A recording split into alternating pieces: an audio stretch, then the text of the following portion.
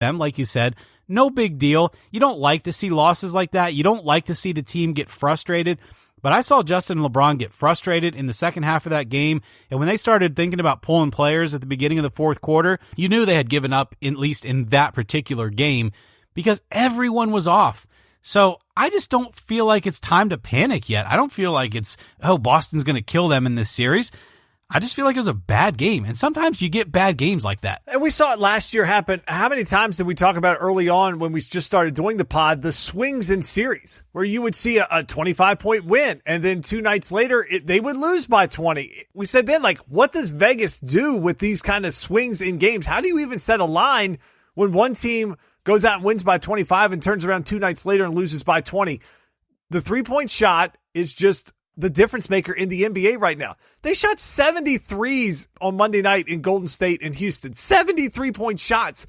So you start to think about, if you get one team that shoots close to 50% and another team shoots 30%, that swing is enough that it's going to make it nearly impossible. You start getting on those runs, those spurts, it leads to transition points. It's kind of like just a windfall that happens. And it's a big mentality thing. You saw a couple times when the Cavs started to make a run that they would come back. Even Horford nailed a 3 at one point. Jaylen Brown. And then you have Marcus Smart nailed one. And I felt like the Cavs were just like, holy crap, every time we come back up the floor and try to play defense, one of these Celtics players is nailing a 3 and we can't make up any ground. And that's at the point that they were like, forget it. Yeah, every time that it seemed like they could go from, the lead would be 21, 24. They'd cut it down to 16, 17.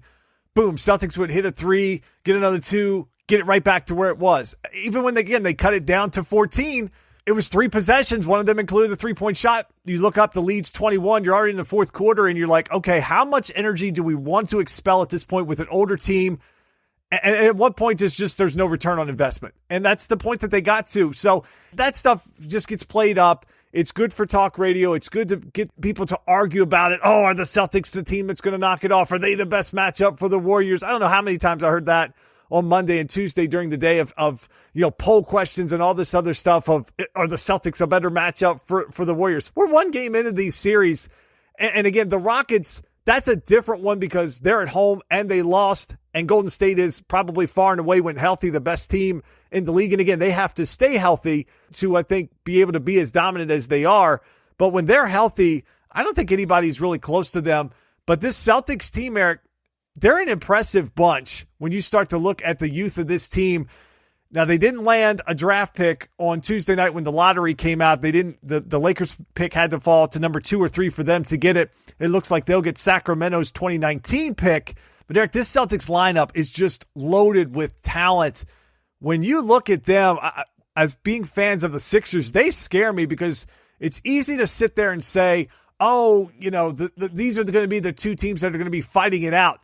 I tell you, that Boston team, as impressive as they are, and you look over on the bench, and here sitting in street clothes is 2 All-Stars in Kyrie Irving and Gordon Hayward, and they've got multiple draft picks coming over the next few years where they can continue to stay young, they can package players and go after a huge free agent. I mean, this team is locked and loaded, Eric, it seems like, for the next decade. Yeah, I'd have to agree. This is a major market team. It's a team with history. There would be no problem pulling in free agents to a place like Boston to play for the historied Celtics.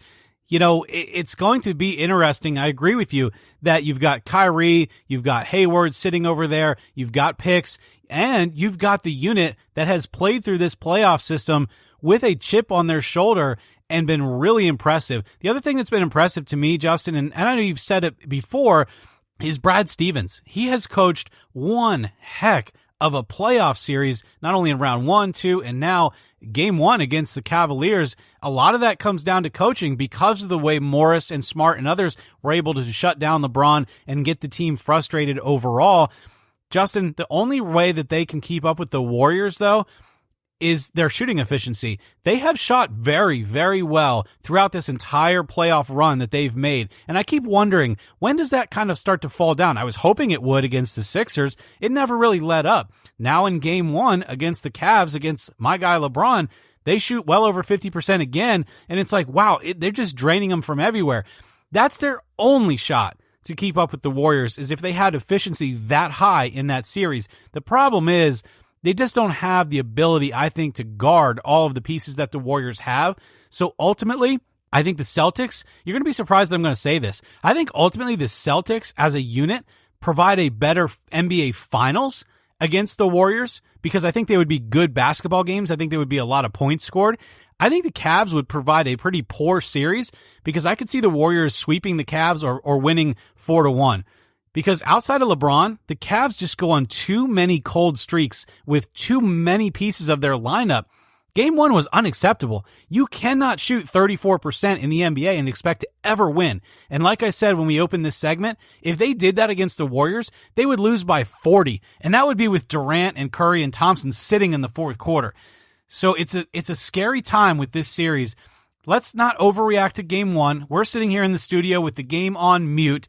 It's currently 61-56, partway through the third quarter as we record this here on Tuesday night. So we don't know who's going to win this game. But Justin, let's shut down segment 1. Give me your predictions. Is it the Cavs or Celtics that come out of the East this year? Oh, man. It's hard to me to say that because I want to see Boston on the road in Cleveland, I feel like, because until I see what they're going to play like, I still have to lean towards the Cavs and go on the history with LeBron and the fact that I think LeBron can win them 3 games in this series on his own and get it to a Game 7. And then we've seen historically that LeBron performs very well in Game 7. So right now, I'm going to be honest, I still am leaning toward the Cavaliers. I'm going to go Cavs in 7. I think Boston will stretch them. But I think when LeBron wants to, if they can preserve him somewhat to not wear him out, I still have to lean towards them just because the history is there. He's a guy that can go out and get 45 or 50 if he needs. I don't know if Boston has that guy. They're almost too balanced where they don't have that one guy now that Kyrie's out that's really going to be able to close out games for them. They're going to have to sort of get up and get everybody involved. Yeah, they can hit you with a lot of guys, but just sometimes in the playoffs, you just need a guy that can go get you buckets. And I feel like I know the Cavaliers have that. I'm not sure yet with Boston. Yeah, to me, unfortunately, I think they've got to win either Game 2 or Game 5 in Boston and then all of the rest of them in Cleveland. I agree with you that over the recent history, LeBron has been very good in Game 7s, but they don't have the home court advantage in this series. And I think for me, if they get to a Game 7 and then they have somehow coming out flat and their shooting percentage is low again and the Celtics get up by 10 or 12 at home in a Game 7, I think no matter what LeBron did, that would be a tough game for the Cavs to win. So for me, I think they've got to win it in 6 or less. And Game 6, if they get to that point, that has to be LeBron's Game 7. All right, well, that's a wrap for segment 1.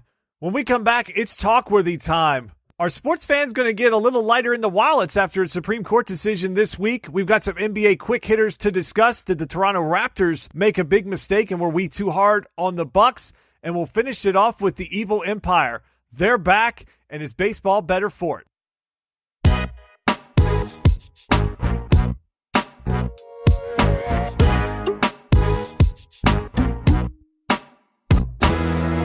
We're back, and it's talk-worthy time, and a huge Supreme Court ruling came down that basically overturned a 1992 ruling that made it unconstitutional for sports betting by the states. They basically overturned that ruling, now allowing individual states to make a determination if they want to have sports betting within their states. Eric lives in Pennsylvania. I reside in West Virginia. Both our states are locked and loaded to get on board with this right out of the gate. So let me ask you this, Eric. Sports betting, we've talked about it. We know it goes on. We've talked about the lines on this show. It's something that comes up a lot. It's that taboo thing. It seems like everybody knows some kind of a bookie. But is sports betting ultimately good for sports? The problem with sports betting right off the bat is that you do have to talk about integrity within the sports. So that's something you guys are going to hear a lot as fans of baseball, basketball, football.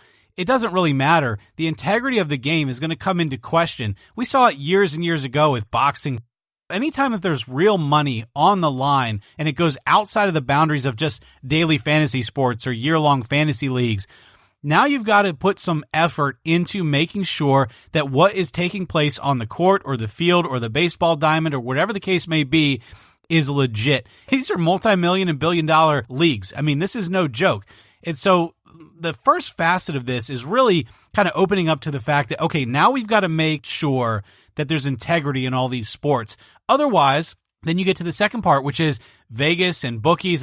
They don't know how to set lines unless everything is foundationally correct and on the up and up. People are going to put a lot of money on this, whether it's famous people putting hundreds of thousands or people like you and me putting $1 or $2.